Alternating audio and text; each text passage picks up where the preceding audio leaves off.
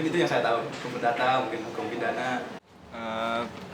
Ada hukum pidana sih setahu saya.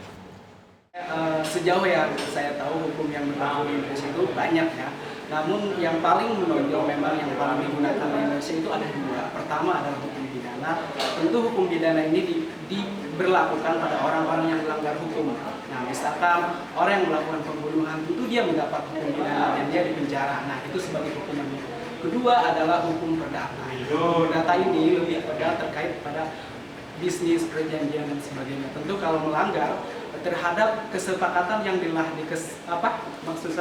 kesepakatan yang telah disepakati oleh kedua belah pihak, tentu orang yang berpaling dari kesepakatan itu dia dapat hukuman. Itu hukum perdata. Itu yang saya tahu.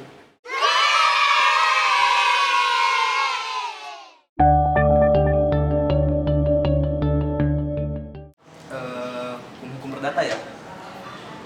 Ke anak-anak kecil kali, gak tahu sih. Kalau hukum sih menurut saya pada semua warga Indonesia. Hukum perdata itu lebih kaitannya dengan perjanjian antar orang per orang, bukan orang dengan negara. Misalkan saya dengan seseorang melakukan perjanjian, misalkan perjanjian jual beli. Nah, ketika perjanjian itu disetujui dan si orang yang melakukan perjanjian dengan saya melanggar terhadap pasal-pasal yang telah tertera, itu ditujukan kepada si pelanggar itu, dan saya dapat melakukan gugatan kepada pengadilan. Itu lebih kepada perorangan, karena pidana itu adalah orang dengan negara, individu dengan negara. Tapi kalau misalkan perdata itu individu dengan individu. Nanti individu yang dirugikan dia melapor ke negara untuk mengambil untuk mencari keadilan.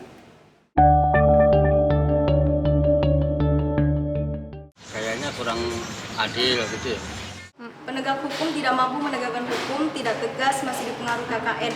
Seharusnya para penegak hukum benar-benar bertanggung jawab menegakkan hukum, tidak terpengaruh oleh apapun. Misalnya, yang salah harus dihukum, yang benar harus dilindungi. Sejauh penilaian saya memang setiap orang yang ingin menegakkan hukum tentu itu baik ya.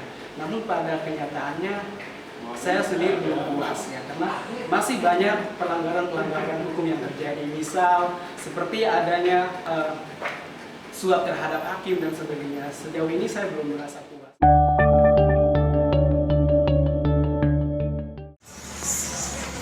Yang bersalah aja. Hukum yang buat anak-anak kecil tuh lupa, saya nggak tahu apa. Hukum Indonesia ditujukan itu jelas, yaitu pertama pada orang yang melanggar hukum itu. Tentu hukum akan dikatakan tidak adil kalau hukum itu diberikan pada orang yang tidak bersalah. Jelas siapapun yang bersalah dan melanggar hukum itulah yang kena hukum yang ditujukan.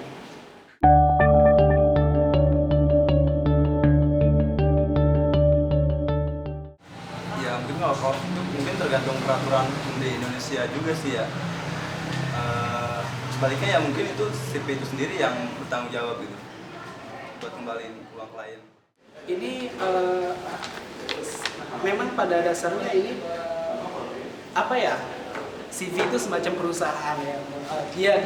Dia memberikan semacam janji pada investor yang menanam uang di dia, misal seperti itu. Ketika itu dia tidak bisa memenuhi karena terjadi pilot atau bangkrut. Nah, untuk kasus seperti ini, sejauh pengetahuan saya dilihat dulu apakah memang kefailitan ini atas misalkan krisis moneter yang melanggar suatu negara atau memang dilakukan secara sengaja.